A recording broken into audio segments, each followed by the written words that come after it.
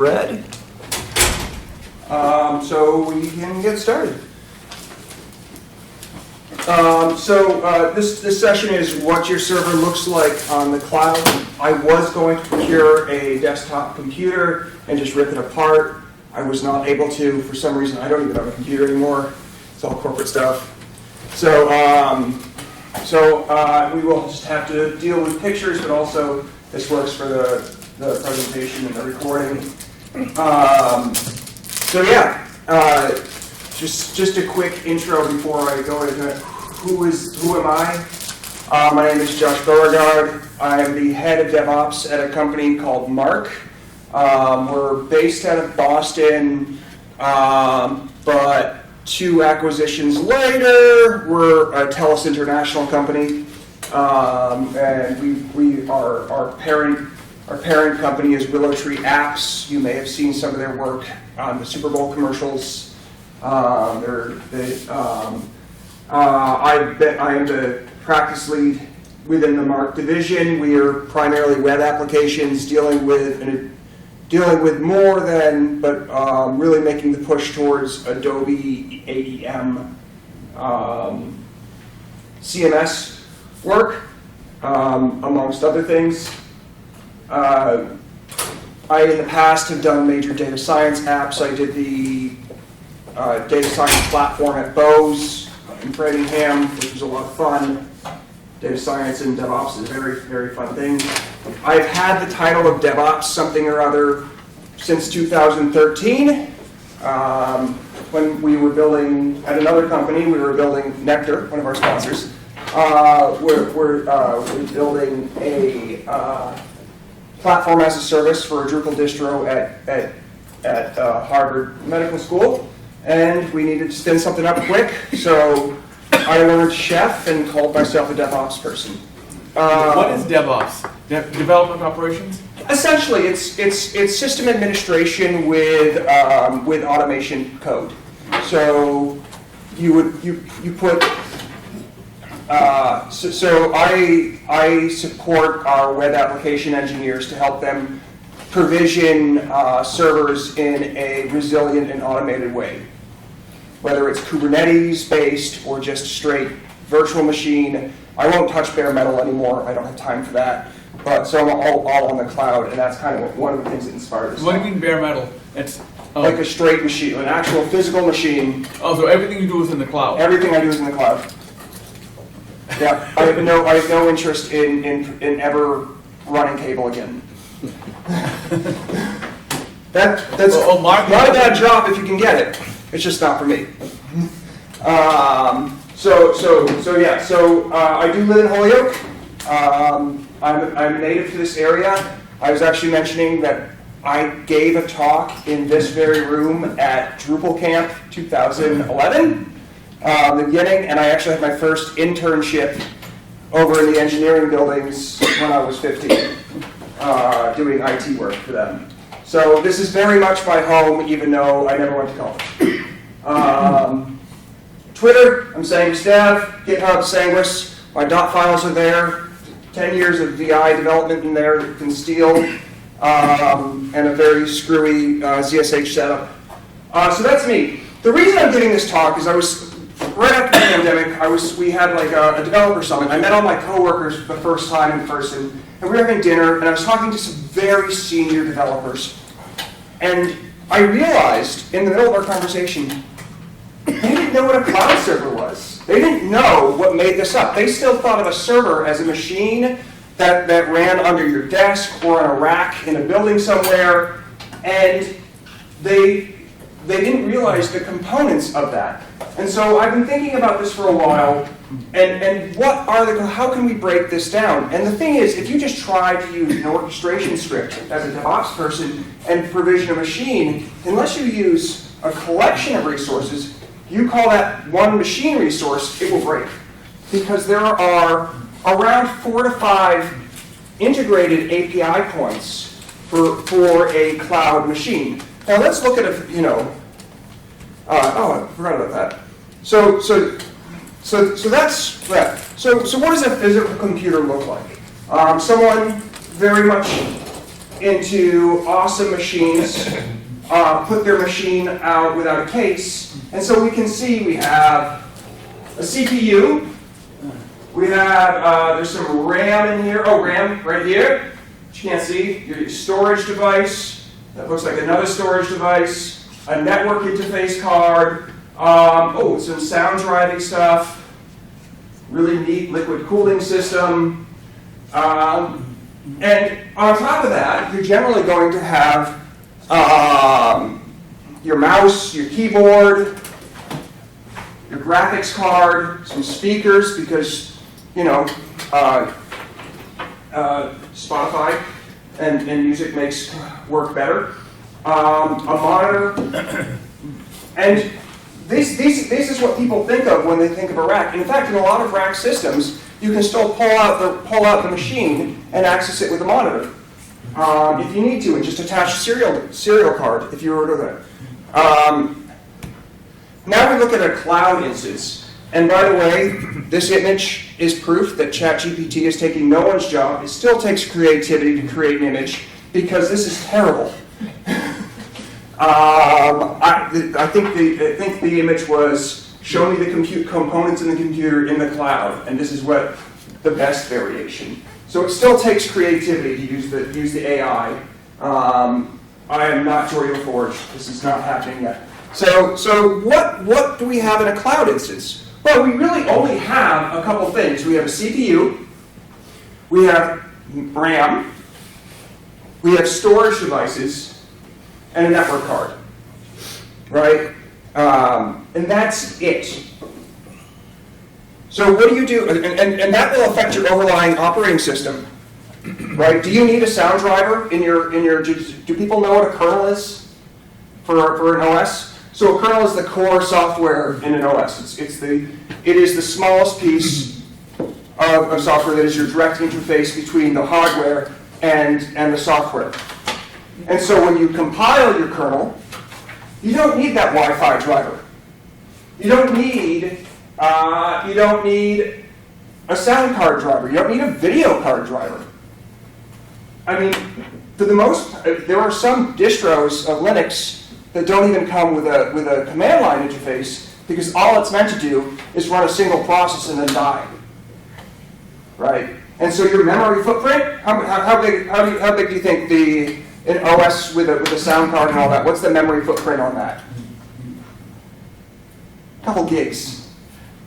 Is this cloud with Mark, or is it with Oracle? We're going to cover AWS, Docker, and Azure. So this is an AWS cloud? Pretty much all the cloud instances are the same, as you'll see. Yeah. Docker's a little different, because what we're going to do in this is we're going to prove to you that Docker's not a virtual machine. And so, yeah, so there is very much, this is very much, pretty much standard. GCP, any of the instances, any of the cloud vendors. Now there are virtual machine vendors that are slightly different. That will still sell you like a VM, or if you're using. What's that, virtual machine? Yeah, I mean, but it's just a slightly different way of looking at it. But anyways, that's what there is. So we're talking a couple gigs, but some of these virtual smaller OSs. I was looking at Alpine Slim, which is a distro of Linux that is under 5 megabytes to run. Now, talk about speed, talk about resiliency. Like, if you want to run a replace machine, an EC2 instance takes 20 minutes to spoot up. But if I can spin up a Docker container in 20 seconds, 5 seconds. What? What's EC2? EC2 is elastic compute.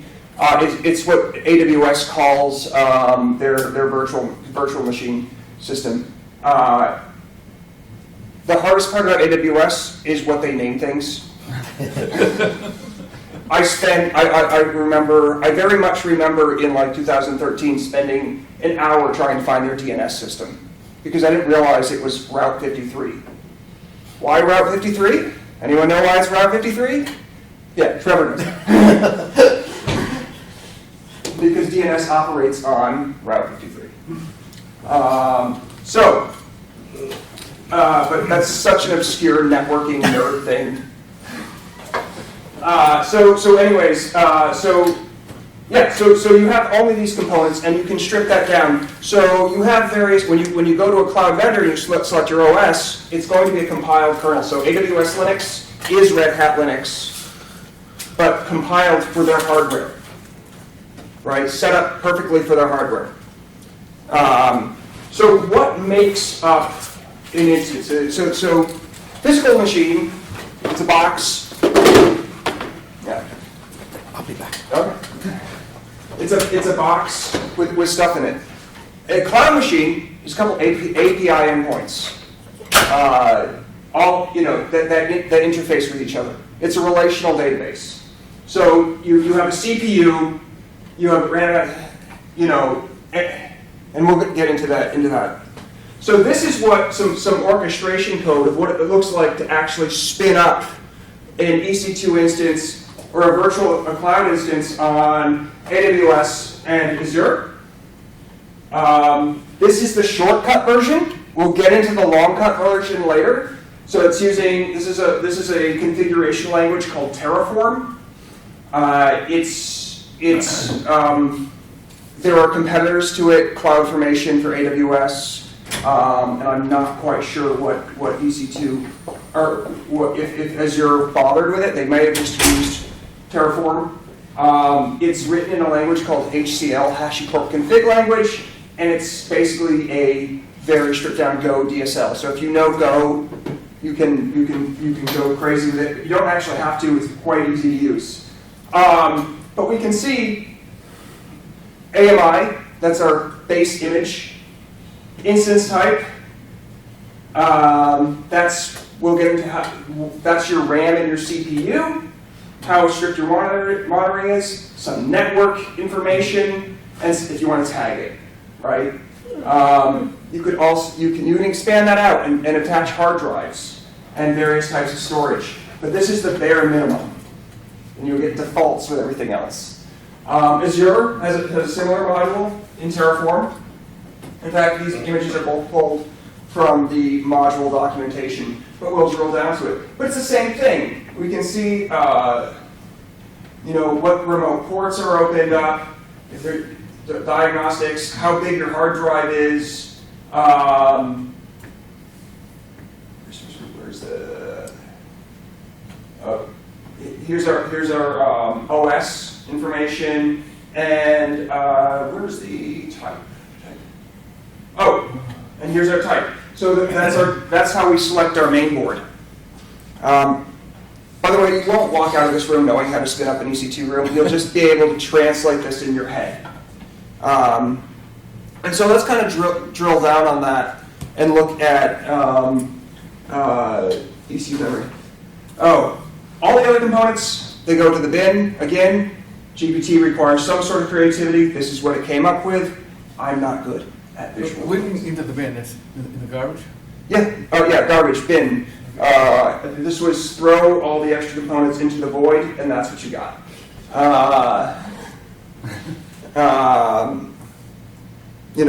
It's 2023. I gotta have some GPT stuff in here somewhere. You'll walk out like, I didn't learn anything about AI, even though it wasn't on the billing.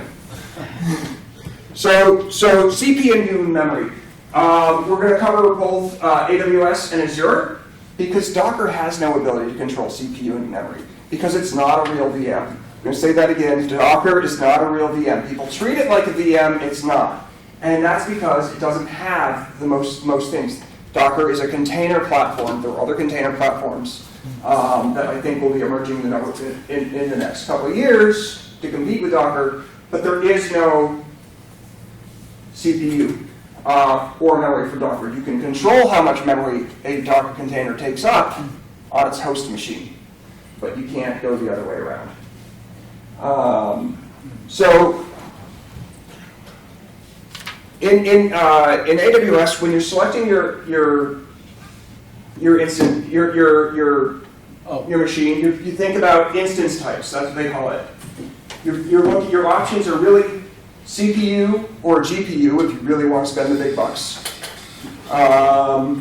how many cores it has, how much RAM, and whether you're going to have some overclocking or burstable features that you get for free. There. Okay, Josh, at Yes, the sir. end of the lecture, can we get the slides for this Oh yeah. presentation? Okay, so I don't have to write or take I pictures? mean, the whole thing is being recorded. You'll be able to the whole thing. Okay, gotcha. That's what this fancy little red device is for. Nerds is amazing. They'll actually have someone proofread the transcript and everything, Okay, and make sure it's good before they put it out there. okay, thank you.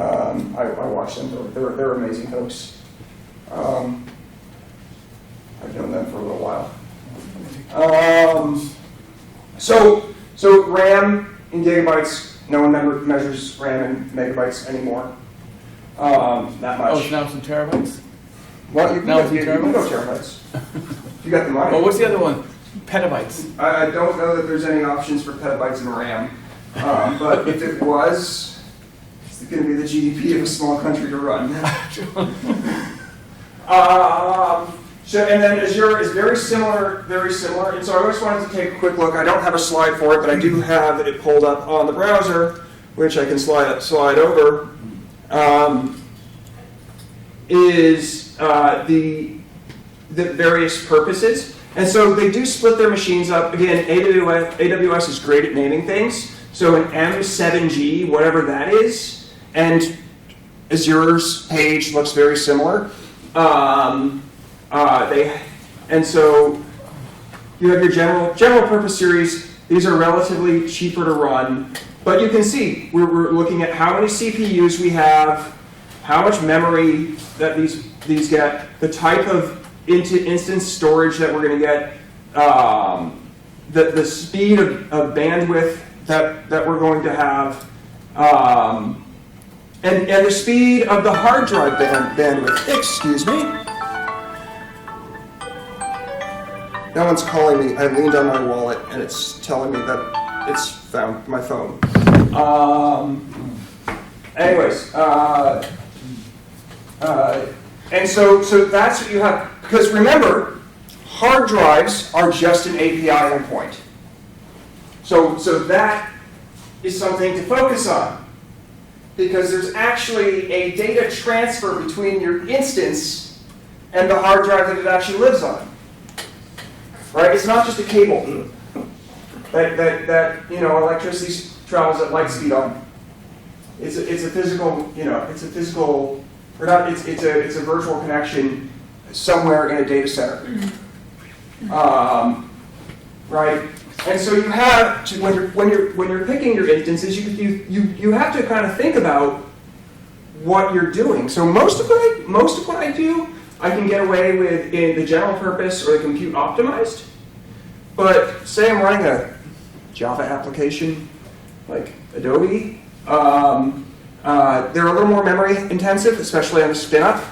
And there's nothing wrong with Java applications. Adobe's honestly a phenomenal CMS for what it does. It's why it's so popular.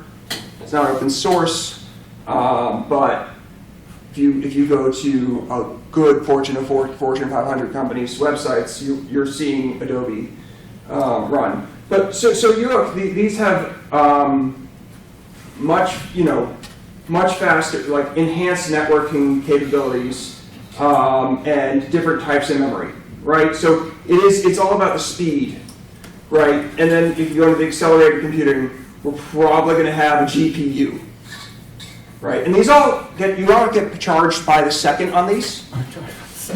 Literally, you can calculate down to the second of these machines because you're only paying for what you need. That's what AWS is, or like cloud computing is based on, the history of cloud computing. But this is how you figure everything. I'm going to recommend. So AWS has a free tier, and I will tell you that I'm much more experienced at AWS than I am Azure. I've had an AWS account since it was just an S3 system before they even offered this service. The T3 series is amazing. I believe it's actually under free. Some of it's under free tier, which means you can get a free trial of these machines. But they will do you for a good portion of what you need. So yeah, and so that's Azure. That's that's AWS. It's a very similar interface there. So getting down to storage. This is what a hard drive looks like if you've never seen one in real life. It's a fun box. Fun fact: they used to spin. Now going into solid state drives are just a bunch of chips. Fun fact: if you put this on a bare piece of metal while it's running, you'll get sparks flying out of it, and you'll destroy your hard drive. Don't ask me how I know this. But all three cloud platforms that we're covering have some sort of hard drive interface. And again, it's just an API endpoint. That's the point that I'm okay. I just update the I can update the title here. But this is talking about hard drive. So you have in AWS you have two different types of storage that you can essentially assume on a machine. You have EBS volumes, which stands for elastic block storage volumes, and those are your primary hard drives. So in your computer, you have a hard drive. In my laptop, I have a hard drive. I only have one hard drive in this laptop. And that would be my primary EBS volume. Every cloud instance, Azure has a similar system. They call it an Azure managed disk. And you treat it like a hot swapping drive. You can attach as many of these volumes to your machine as possible. And one thing I will tell you, especially in these days of security, is if you go through the wizard in AWS and you make a machine, it will not encrypt your hard drive at rest, which means your data is a lot more likely or able to be stolen. So that's one of the reasons I like to use orchestration practices. It allows me to integrate encryption directly into the system. AWS has a system called KMS, Key Management Store, and it will allow you to either upload or just buy a key from them, and it will encrypt all that data to that subsystem of work. So my prod is encrypted differently than my dev, because within our systems at Mark, we use separate keys. Can you repeat that? You can encrypt the hard drives using KMS. Okay. They're all encrypted. And because, again, it's an API endpoint, so there's data flying in between things. There's data flying all over the place. It's not when you buy a cloud service, you're not buying a section of a rack on a machine somewhere. The hard drive the hard drive for your machine probably lives down maybe in a different building than the CPU. Right? So you need at least one of these for every machine. You can have multiple ones. I'll tell a fun story about this in a second. At least one is required. You pay for, spell check, didn't catch that one, the reserve storage, which means when you start off, say I want 8 gigabytes, you're going to pay monthly for 8 gigabytes whether you fill that or not. So again, being wise about your storage needs are good. One thing to note about EBS volumes, and I'm going to get nerdy here, is if you add additional EBS volumes, you attach them either through an interface in the UI or through some orchestration method, the instance won't know to mount them, and so you have to manage the fstab file yourself, and if you do this wrong, the instance won't be able to reboot. I had an instance, so it's one of those things to be very careful about. When I first got to Mark, the person who I was supposed to ask questions to tragically left the company very quickly after I started. And so we had our CI/CD server go down 2 weeks into the job. I had no one to ask 2 questions about. They were like, go fix it. And so I did what any good IT person who doesn't know anything about the system does. I tried to turn it off and on again. Classic, it works 99% of the time, unless you have a problem with your fstab file, and it can't find volumes it needs to boot, and then the thing just hangs and hangs and hangs, and there's nothing you can do about it. So, It's something to know that if you're going to use more than one volume, which there's very good reasons to do so. Maybe you want your system data portable from your like your application data portable from your OS layer data. And so you put that in a folder and you mount it, and that's your separate hard drive. It's like using a USB drive. So that's just a warning. The other type of volume on this is an EFS volume, and that is elastic file storage. That is a network drive. So you mount it via IP address. It is secure, again, virtual machine, virtual hard drive, virtual NSF. So you mount it within, you mount it on your machine. You can use fstab to mount this. But one thing to note is it's a network drive. So if you need multiple instances to access the same data, that's what you use. EBS volumes can be mounted to a single machine, and EFS volumes can be mounted to many machines, and they share the directory. But you're going to face a speed issue here. Because it's a network drive and going over IP, it's slightly slower than, or considerably slower than an EBS volume. But you only pay for what you use on an EFS drive.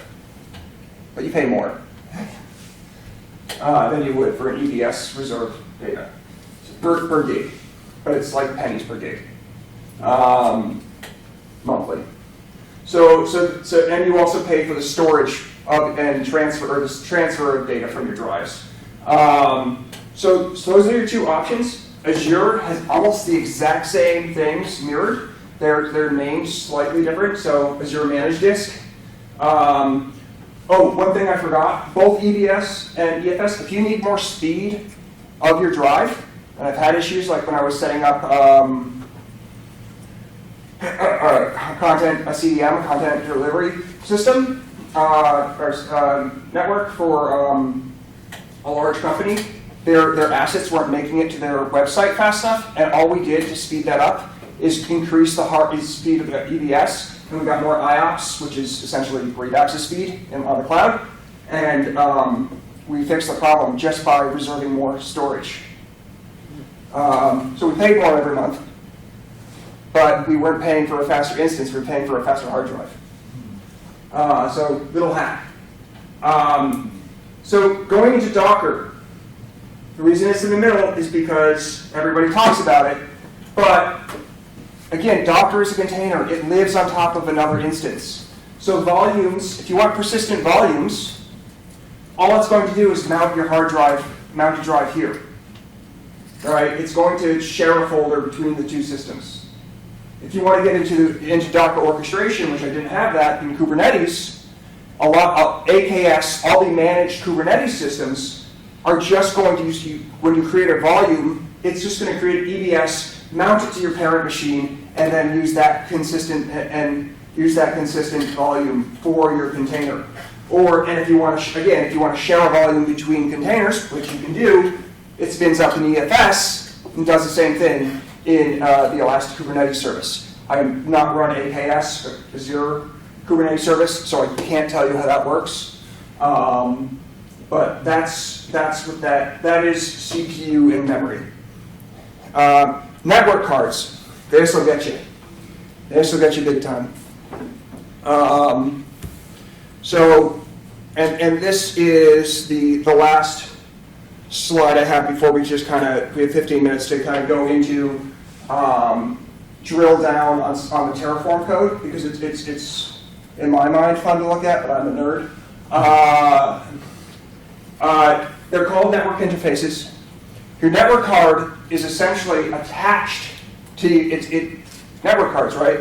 It's my Wi-Fi card, so it puts me in between my router on my home network and my machine, and it creates a subnet. I have we're all attached to the UMass network in theory, and it has internal IP addresses and external IP addresses. So the subnets are a way of, and VPNs or VPCs are a way of creating that internal network that your computers can communicate with cloud computers can communicate with privately. But your network card is essentially, in this case, it's called a network interface. You associate it with an EC2 instance, which is like putting that network card into the serial drive or serial slot in the main board, or most of them are integrated these days. We're plugging in the dongle, and it already has the cable attached to the router, and it's part of the network. You can attach multiple network interfaces to an EC2 instance, but it gets tricky. The other thing that has to be connected to your EC2 instance, which is required, is a firewall. We call them security groups. It's not mentioned here, but that's where you control the IPs. And that's actually one of the things that attracted me to AWS back in the days of, in like the Wild Wild West days of cloud hosting. Some of these machines, and still today, you spin up a DigitalOcean box. No, I love DigitalOcean. I still run a few of their machines, but out of the box, it's public. What's that additional ocean? DigitalOcean is just another cloud host Okay. vendor. They're a lot more stripped down than AWS or Azure. They don't. It's not nearly as feature rich. If you want a straight machine, if you want an unmetered networking for, say, your VPN, which is what I use it for, you can use DigitalOcean as your exit node and not have to pay the absurd amounts of data bandwidth that you would doing that. Because my company VPN is around 150 gigabytes a month.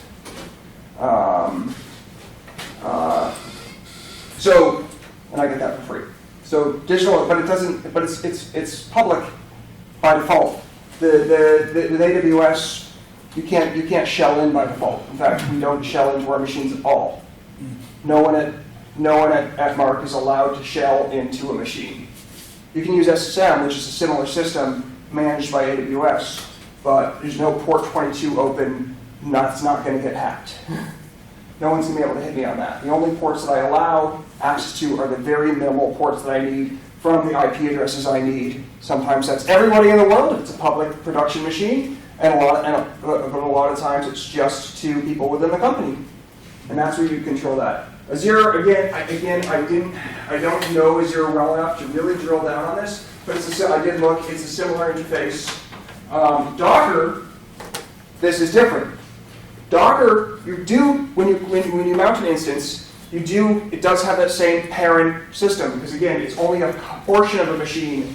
And so you can map an internal port on Docker to an external port on your machine, and then access localhost 8080 when you spin your port up, and map 8080 to 8080, and access what's inside that Docker container.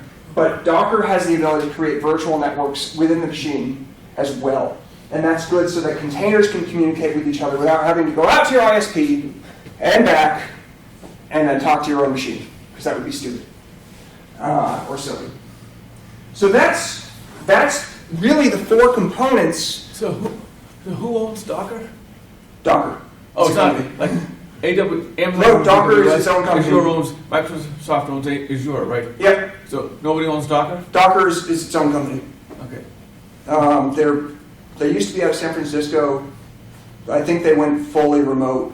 So these are clouds. Well, it's really like a building in some state or something. Like AWS, they have some buildings in Texas, right? They have data centers everywhere. Oh, really? Everywhere? Yes. Everywhere? AWS, its core, so AWS is divided into regions internationally. Okay. So you can say put all your compute into US East 1. Okay. But within US East 1, there are multiple what they call availability zones, and those are physical buildings. Yeah, that's what data centers. And you have a little more transfer ease between a AZ than you do a region. You pay more for a region, but I have an application that does financial management that I have multi-continental backup on. Because I have to, because if it goes down, the SEC is not happy. So you work all remote? Mark is based out of Boston. I go to the office once a week, and most people go twice a week. And you live in Holyoke. You go to Boston once a week. Yeah. 7 to 3, you get the traffic. But Docker again is not a cloud machine. I brought it up only to tell you people that it was not. Oh, it's not a cloud machine? No. Docker is something that lives on it. All these cloud services have a Docker as a service system, but they all live on top of EC2 So it's not a cloud or machine, Azure Cloud Compute. Like when you configure ECS? Yes. Elastic Container System, which is AWS's branded container orchestration system. You pick an EC2 instance that your containers are going to live on. You have to pick that size, you have to pick that RAM and everything, and then it puts your container onto it. It's a little cleaner than running an EC2 instance, installing Docker, and then running the Docker container system, but it's still just running EC2. Azure has a similar system. They have actually like 8 different container offerings. And then there's the Elastic Kubernetes service, which is Kubernetes is an open source container management container orchestration system that allows you to like put your containers everywhere. So we have 10 minutes left, 9 minutes left. We can drill down into the Terraform of orchestration for one of these machines, which I would find interesting. We'd actually look at the source code, what makes up the AWS EC2 module, and we can see the individual components get pulled together, which I feel is a very good thing. Or we can just open up for general questions. Yeah, can you go through Terraform? I'd like Yeah, sure. I have a tiny question before we start. Yes, sir. So Terraform code is basically what the AWS does when we just click on make an instance. And Terraform is external to AWS. I see. AWS has their own internal cloud orchestration competitor called CloudFormation, and they recently created a CloudFormation preprocessor called CDK, Cloud Development Kit. I don't like CloudFormation as well as I like Terraform because Terraform is extremely feature-rich. When you deal with CloudFormation, you're only dealing with AWS services. But if you need to, I had a project a couple months ago where it was last year. It doesn't really matter. We were working with the owners of Linode, so why would they host on AWS? Linode is another cloud provider. Linode. Oh, Linode. Linode is another cloud provider. They're not as feature-rich as AWS. And so they wanted to use some of the features that AWS had, but they didn't want to use all of it. With Terraform, I was able to orchestrate between AWS components that they wanted to use and the Linode servers that they were using all in one script. CloudFormation, I would have been limited to CloudFormation to AWS. So I like Terraform. I also like the syntax a little better. Programming in YAML, like actually trying to do logic in YAML. YAML is a descriptive language. Only a little better? You said you like it a little better. It sounds like maybe a lot. I'm being nice. This is recorded, Trevor. Don't get me in trouble. So it's yeah. So this is a module, the Terraform registry, but most things in AWS is hosted or most things Terraform modules are hosted on GitHub, and so you can actually look at how these things work together. So we'll look at the code for this module, and we'll go back. We can actually see that so modules in modules in Terraform are can you get a lightning Terraform. Modules are collections of resources. Resources are individual objects that work with the Terraform API or with the AWS API. So you'll have a network interface object. You'll have a EC2 instance object. You'll have an EBS volume object in Terraform.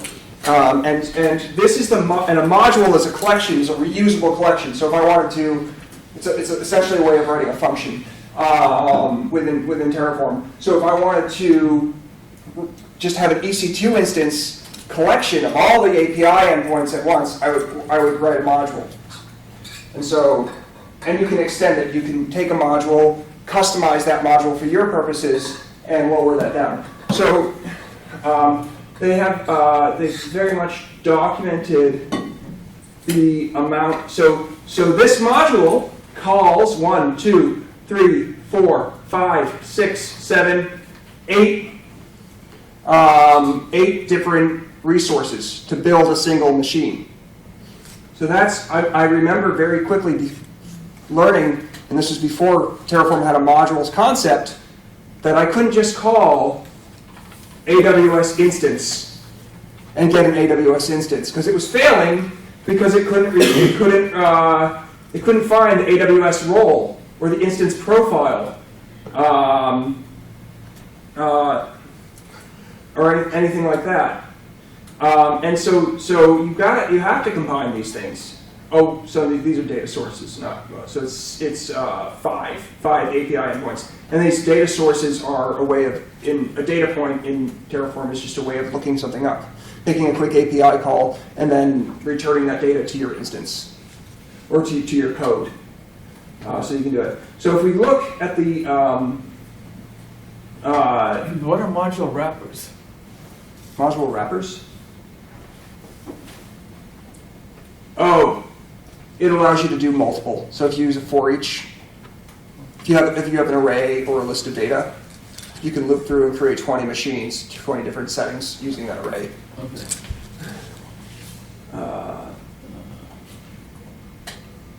No, I don't know why anybody would use this module with a for each.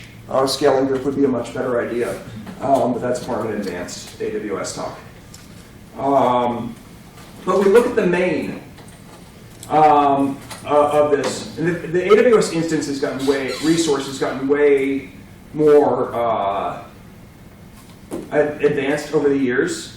But we can see, remember we talked about EC instance type, core count, threads per core. These are all things that you can optionally set, and there's very good documentation on this resource.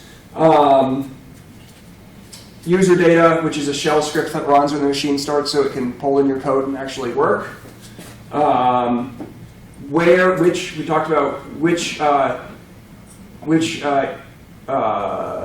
data center it lives in on AWS, what subnet it's associated with, so how to get its IP address and whatnot. And then you have the ability, you're setting your capacity reservations. Each drive, each EBS volume is configured in here. This is all the things that you have to think about when configuring a cloud machine. It's not like going on Newegg and buying your parts and throwing it together and having your fancy, fast new gaming machine. But in a lot of ways, it's a lot easier. So you have your, root block and device. Encrypted. Is it encrypted or not? The IOPS. Your KMS key ID, so that's your encryption key.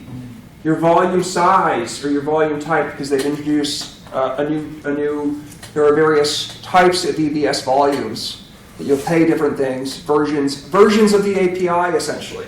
They've come out with new versions for the hard drive API. Use version 4, it's cheaper.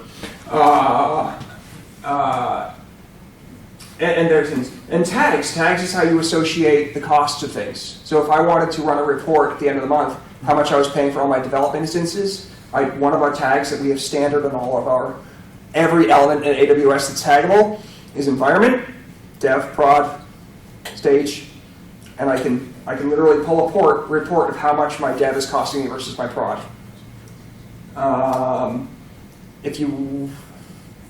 There are different mindsets on this, but if you have, some people say separate your AWS accounts out per client, which is actually a better idea. It's the camp I fall into, but a lot of times in small companies, they don't expect to have a need to spin up a new AWS account for every client, and so you end up with this kind of bucket of clients in one AWS bill, and you want to pass that billing on to your clients because you don't want to lose that money.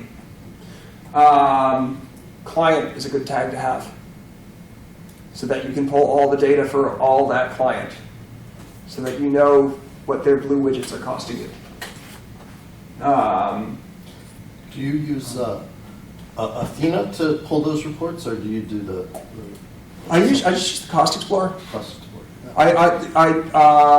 Honestly, I've looked into some of the apps for it, and like the things that you pay for, and I've not found them to be much more useful than the Cost Explorer in the end, especially with the AWS Advisor, right?